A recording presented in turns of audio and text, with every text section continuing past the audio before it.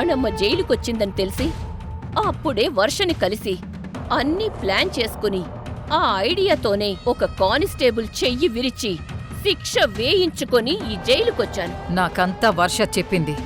ఇక్కడ మీరేం చెయ్యొద్దు సులోచన. తనని రెచ్చగొట్టి బరిలోకి దించండి చాలు.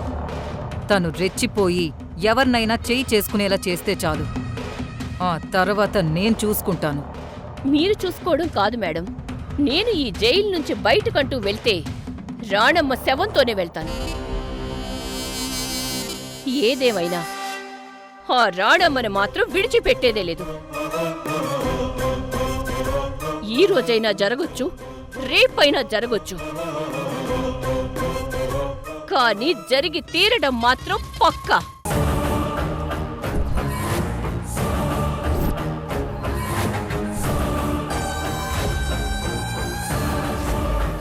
మొత్తానికి జైల్లో ఉన్నా కూడా నా సైడ్ ఇన్కమ్ బానే ఉంది.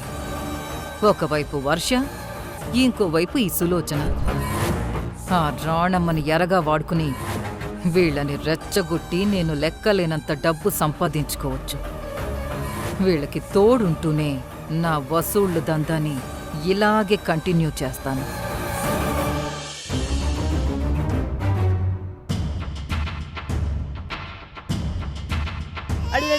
ఏడవద్దు నాన్న.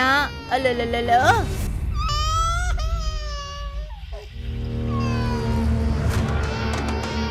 ఆకలేస్తుందా? ఉండు, పాలు తాగిస్తా.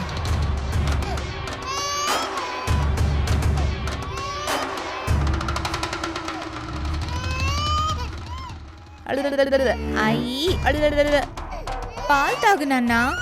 ఏమైంది నీకు?